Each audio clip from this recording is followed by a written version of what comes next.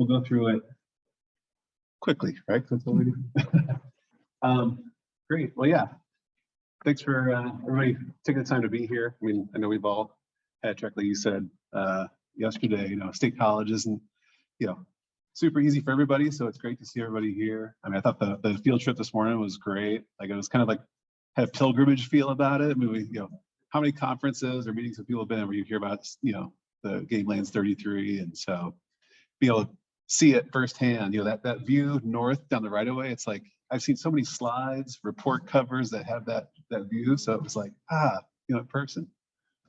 So yeah, it was great. And so yeah, thanks for all being here.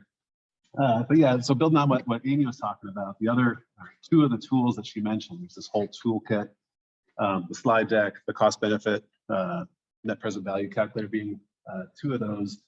The other two are these. There's the companion guide and then the scope of work guidance. And so, again, the suite of these tools are really intended to help you think through and work through aspects of IVM and managing for biodiversity on whatever lands you manage. So just quick show of hands, like how many people have had biodiversity come up like within their teams or within their companies? Okay, yeah, quite a bit. So that's great. So good timing, something like this to help,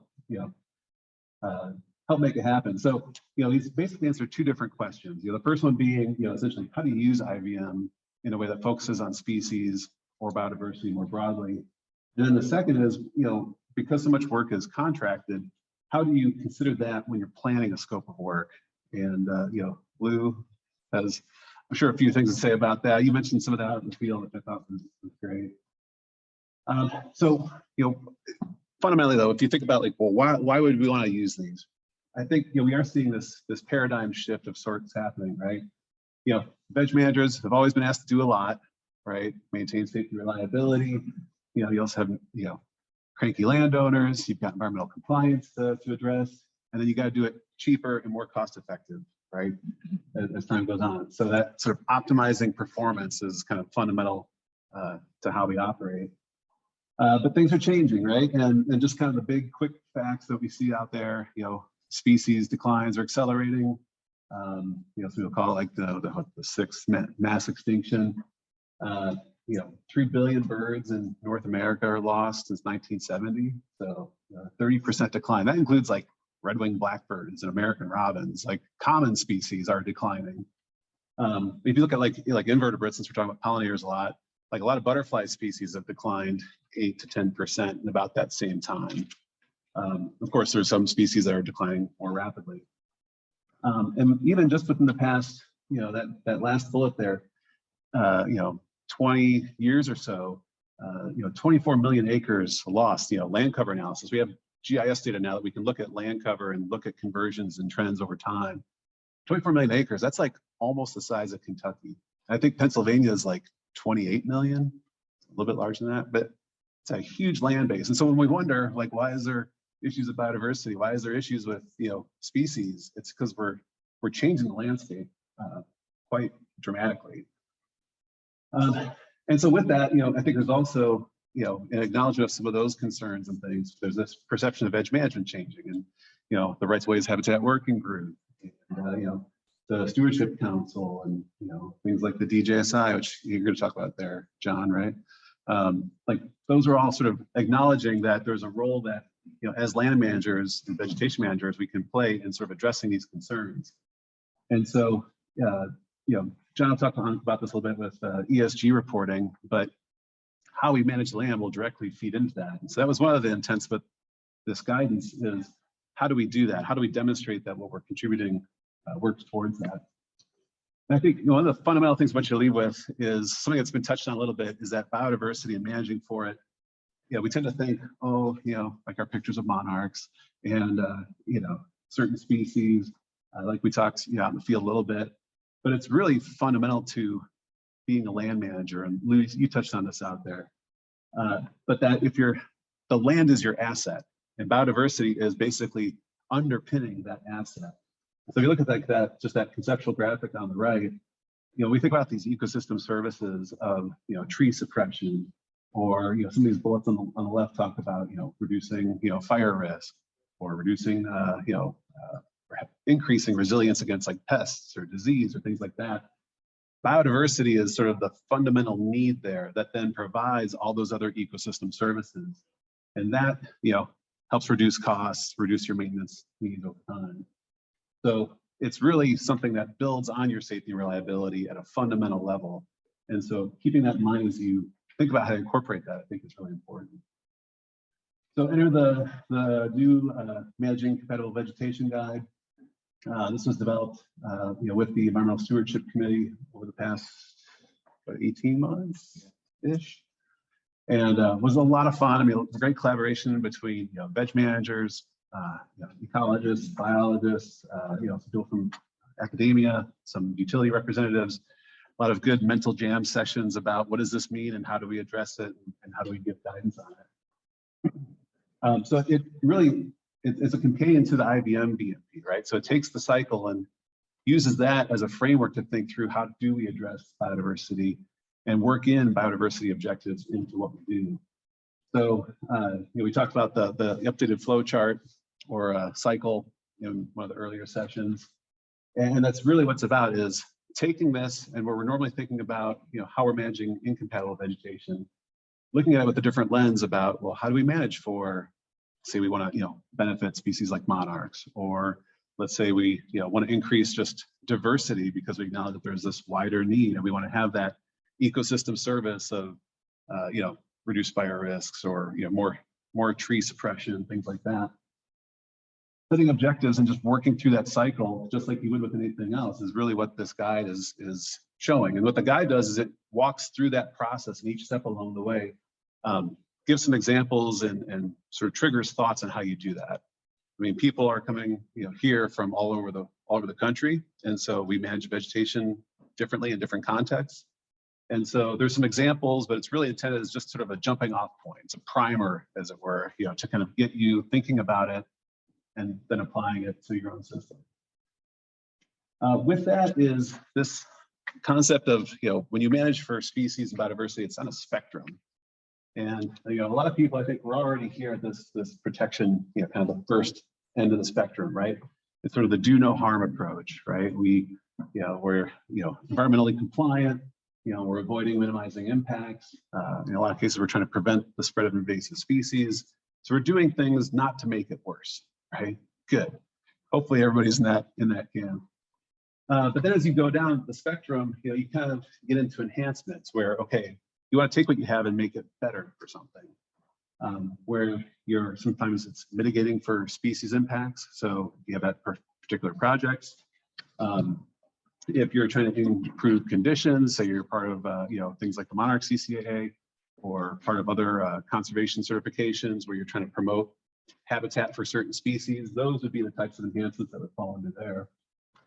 Then the far right is when you get into integrity, where you're sort of working with the ecosystem. Go back to, I keep calling you out, Lou. Sorry, like what you mentioned earlier, like the land is your asset, and so if you have that diversity, that can work for you. And that's sort of mimicking natural processes. So using some of the tools we have in the IVM toolbox in a way that mimics some of those like disturbance regimes, but then also sustains those conditions and those ecosystems that provide those benefits. And so think about your system, and this can be sort of system-wide. This can also be in how you kind of address particular treatments, right? So a lot of times you might have areas that maybe are on the integrity side and areas that you're focused on protection. But I think having this context is helpful, that species biodiversity can mean a lot of different things. And so just kind of thinking, kind of where it falls is helpful. So to give some examples, I won't touch on protection because I think we're all familiar with that. But, taking, the enhancements, like in this case, using the Monarch CCA as an example where you have an objective of achieving a certain stem count of common milkweed on, acres on a certain number of plots. You can set your action thresholds. You can, this is essentially walking through that IVM planning cycle, defining what your action thresholds are. When are you going to treat areas that maybe are less compatible for that particular objective? And then defining the methods, having an evaluation target for that, and then considering how to adapt accordingly if you're not meeting those targets. So something you're all familiar with. It's just putting that species lens on it and think about how to approach it through that. Same would be if you think about, integrity, and that's where, trying to manage against things like invasive species sometimes can be a case where, cheatgrass here out west is all over the place. So you can't control it all. You're not going to eliminate it all. So where you draw those lines to control it. And so that might be, where you have higher fire risks, or it might be where you're mandated, to do it by, say like federal agencies. But you define those action thresholds, set up your control methods, figure out how you're going to evaluate that. This is where also some of those short-term, long-term goals come into play, which is something we'll pick up on in the scope of work guidance, and then adapt accordingly. So, that's something, again, thinking about how do you get an area back to the point where you can be a little bit more resilient to species invasions is the goal with more the integrity focus in this particular example. So it's not complicated, but it's just a different way of looking at it. So like the question that came up in the last session about sometimes that might be additional expertise. It might be having ecologists, biologists that weigh into that. That's also where you can leverage partnerships, right? If you're working with NGOs or agencies to bring in some of that knowledge that can weigh into how you approach this. So that's briefly the companion guide. Hopefully you've had a chance to check it out. To talk then about the scope of work guidance. So this is then taking these big concepts, and once you've kind of thought through that and you've thought about your IVM cycle and what your objectives are, you get to that point where you have to then tell somebody to go out and do it. And so how do you write that scope of work for, especially when you have contractors actually going out and implementing the work, becomes kind of the next tier of consideration.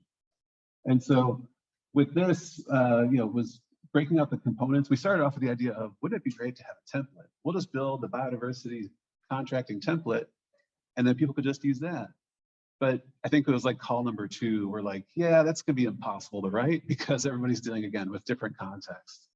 And so that's where we land on guidance. We kind of give that spectrum approach again, that protect, enhance, integrity, and looking through those different lenses, how you'd write aspects of a scope of work within that kind of mindset. And so we kind of go through some of the common elements of different scope of work documents, the scope overview, the outcomes, performance standards, quality control, so on. And then we walk through, again, those sort of the different points on that spectrum to think through, like when you're writing outcomes or deliverables, what does that look like? And so again, it's another thing to just kind of prime your thinking to help you think through that and build that on your own for your particular context.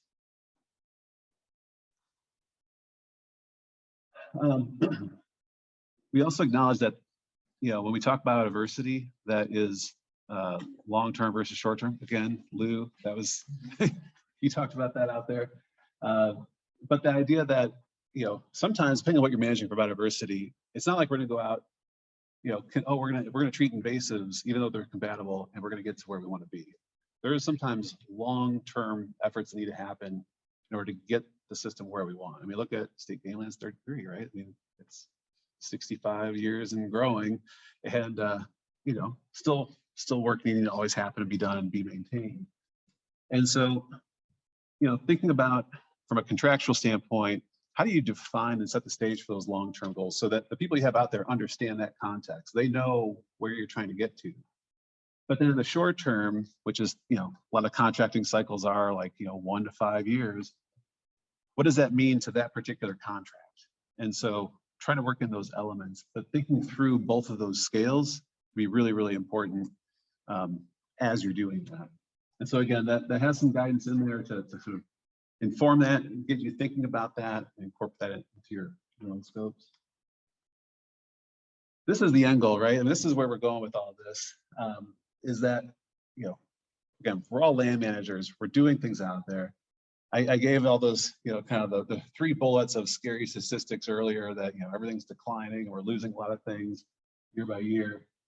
But this is a chance where we can change some of that, right? This diagram comes from some reports from the UN about global biodiversity, and the gray line at the bottom is sort of like kind of business as usual where we're going, and there's Lots of things out there that tell you about how bad things are, right? But there's hope out there. And I think the work we do has real tangible ways that could benefit that. Where, you know, if we increase a little bit that orange trend, we can at least get things to level off, where we're not losing species and at risk of, you know, increased risks and dangers of, you know, kind of collapsed ecosystems, as it were. But then you get, you know, the ideal is to get up to the green, right? Let's reverse that trend. Let's get to a net gain. A lot of ESG is working towards that, right? It's not just enough to not make it worse, but to actually improve it, to make it better.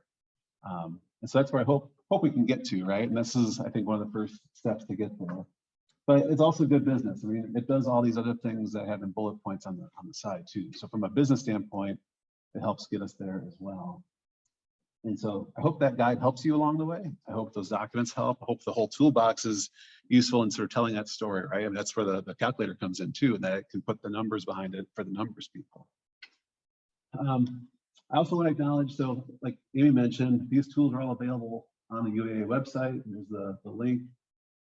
I also acknowledge all the members of the stewardship committee. Several are here today. So yeah, if there's other questions, you can find people out. But like I said, it was a lot of fun working with this big group of people. A lot of great thoughts going around and you know, produce some good results. And so, I mean, the last thought I want you to leave with is manage vegetation like life depends on it. Because at the end of the day, that's really what it is, right? It's, I mean, at a macro scale, it's all of us. But at that fundamental level, when we're talking about biodiversity, it's those critters, it's those bees, it's the plants, it's all the things that we saw out there today that, you know, really what we do makes a big difference for. So Dan, if we have questions, I'll take that. Thanks for your time. So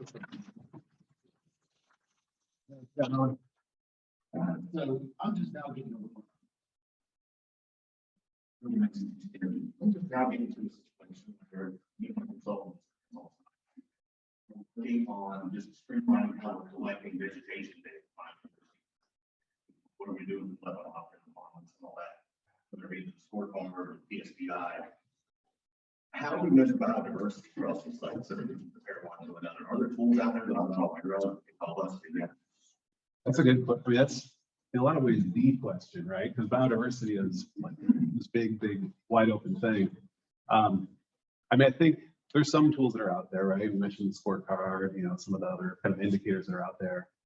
I think the challenge is for anybody is what's that thing that we'll measure, we can measure consistently to tell that story? Because you can't measure it all, you can't evaluate it all. So I think if you find a few good indicators, I mean, typically, like, you know, if you think about any ecosystem, vegetation, insects are kind of the base of the food chain. So if you can show diversity at that level, it's pretty easy, and there's a lot of literature out there you can apply diversity at, you know, other levels.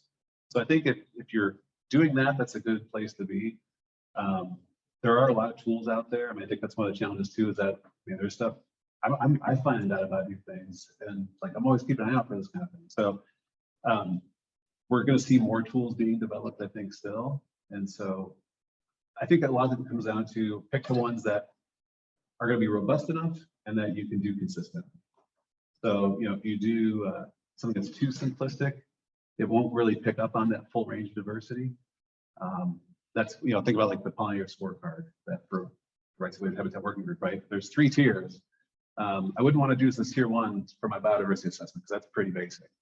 But, you know, you get to tier 2, tier 3, where you get into more diversity and maybe, you know, start writing on species. That's where, you know, that's where you can take that and you can really start demonstrating that change over time.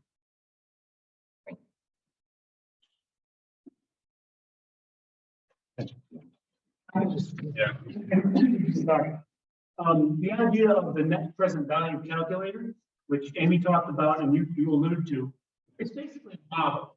It's fair to call that a model, that you input stuff and it comes up with an output, right? Correct? So all of these things you're talking about, the integrity side of this, you're adding inputs there. Those can all be inputted and then a value can come out, right? Yeah. But it's, you know, are we measuring the value added of the integrity in the model, or is that just an added cost? Yeah. So that's for the user to define, right?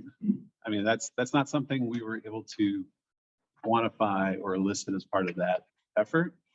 Having worked with people to do that, it's sometimes you have to kind of get in a different mindset when you start thinking about what are those benefits, or it's like the reduced or avoided costs, right? Like we know what it costs to go out and, you know, spray or, you know, mow or do whatever on a particular basis, but then to think about if you're managing this certain way, well, how less frequently are you doing that? You know, or is that cost per acre less because there's less out there to have to treat when you're out there?